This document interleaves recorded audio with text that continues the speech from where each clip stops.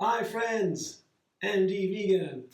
I'm making ice cream on a fruit salad today as breakfast, and I have dried apricots, wild apricots that I dried, and I soaked them overnight, and now I have them separated from the juice, from the water that was soaking water, and I combine that all in a yogurt dressing. I make with cashew yogurt and date mousse here. Cashew yogurt, I show you another video how to make that.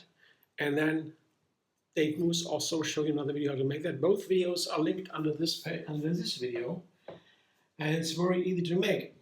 Cashew yogurt, you can blend cashews with water and bacteria, acidophilus.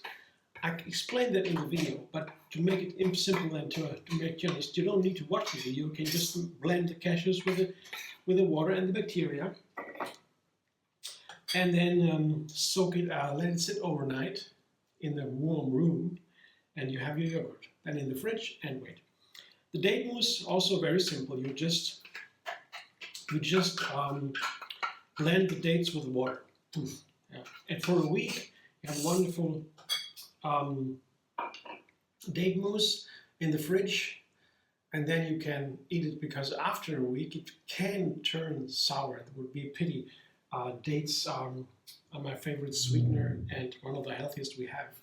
And this is the soaking water from the wild apricots, and as with all the soaking waters from dried fruit I came across so far, it's totally delicious. And so I'm going to try to put it into my cashew yogurt dressing, but I know it can be too runny, so I can't take a lot of it. Now, I don't want to have it too runny, so I just do a little bit to get this wonderful flavor, at least a little bit, into my dressing. Soak a little bit, and mix it, just stir a little bit. Yeah, that should be it, not too much. Can drink the rest.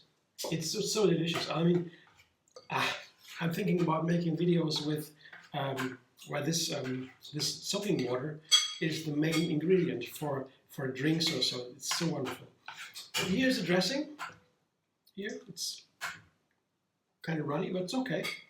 Not too runny. And now I put my fruit salad into it, and that is, as I said, there have been the apricots. They have been soaked overnight. They are wonderful, soft now, and they have this smoky flavor. You know, when you have dried fruit, they have always a very intense flavor because the water is out, so the flavor is intensified. And the wild apricots, there are different kinds, but you know, when in Germany we have a package of these wild apricots, you don't get them everywhere, but you have to look a little bit. And they are called slightly sour. That's the one I mean. You can take any kind of dried apricot, or fresh even if you want. The dried are really wonderful. But the dried ones that are a little bit sour, they taste so fantastic. I make recipes for that. Yeah. And what's nice with it is bananas and walnuts, just to give it a little bit different textures, a little bit crunchier.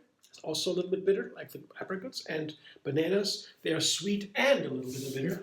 You don't even notice the bitterness on bananas. Usually they're sweet and soft, that's it. But you taste a little bit, and you put them together with other ingredients that are also a little bit bitter, then you find, wow, that's a match.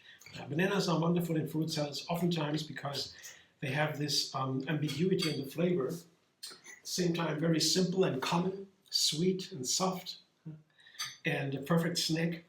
And then they have a lot of flavors that are hidden a little bit, and they play out so much with fruits. And they are a nice neutral element for many fruit salads. In the middle of the texture, not too sweet, not too sour, not too soft, not too hard.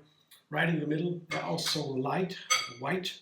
So that is all very nice for a fruit salad as a base, because oftentimes nuts, for example, are crunchy and hard and dry. Apples are crunchy and hard and sweet and sour. And oranges are very soft and sour and sweet. And so but the bananas are right in the middle, you know? And that makes it a precious part for fruit salads. So here is definitely the wild apricot is the main ingredient. This is my fruit salad base here. See, fruit salad with apricots, bananas, and walnuts, and the yogurt dressing. And now I go to the freezer and get the frozen bananas. And here are my frozen bananas, 3 cups or so. I freeze them when they are really ripe. They can be brown on the outside already. That's better because when you freeze them not so ripe, it can happen that your ice cream gets a little bit gooey. It's not so nice texture. I mean, it's still okay. You can always enjoy the banana ice cream, but the riper the better. It shouldn't be brown inside. Outside brown, inside white. That's it. Perfect. So, food processor fitted with the S plate. That makes it possible to make a Blitz ice cream. That means I invented this expression, I guess, to make the scoops right away without freezing it again before.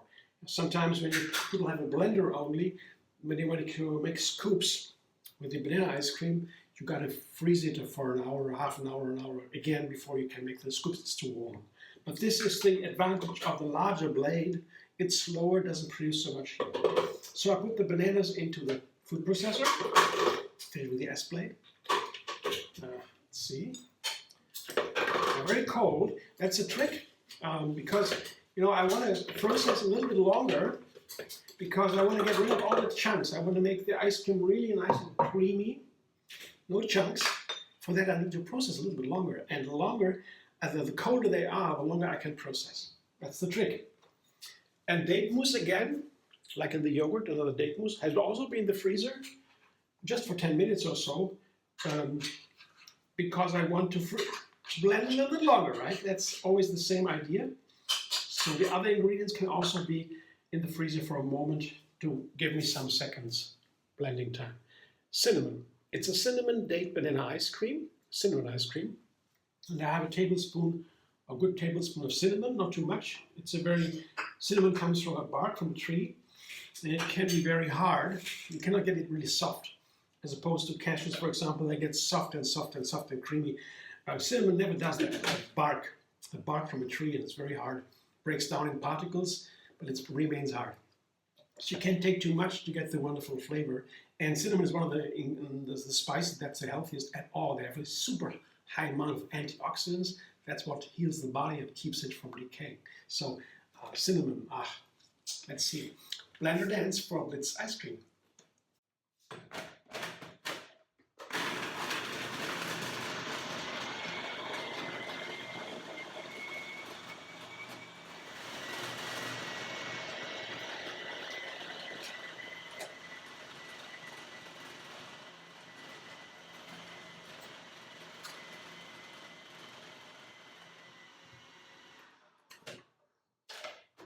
I would say that is what Blitz ice cream should look like. It's a beautiful, creamy texture that is processed enough to have no chunks, I think. And it is not over-processed, so it remains ice cream to make these scoops. That's what I want. Scoop, my favorite instrument here. And I see it's a very nice texture. That's the idea, the thing about making this ice cream, the Blitz ice cream. And I put it all together in a way that it is just the right amount of cold and softness to make these scoops. Among other things like the flavor of the ice cream. I found that there's so many ways to make wonderful Blitz ice creams that I really don't need a ice machine anymore. I was always jealous at the people who had an ice machine. Before I found this, and the more I try to make different recipes with it, the more options I find. This is the cinnamon ice cream, and it's so delicious. I tried that before, and I tried not before this fruit salad with the apricot yogurt and apricots and the bananas and the walnuts. Let's see how that works out. I'm excited to try it. I hope you enjoyed the video. Thanks for watching. Like, subscribe, and be vegan. Have another recipe every single day. And find me on Facebook, Instagram, Pinterest, and X. You can also make a donation. There is a link under this video. It's called Thanks.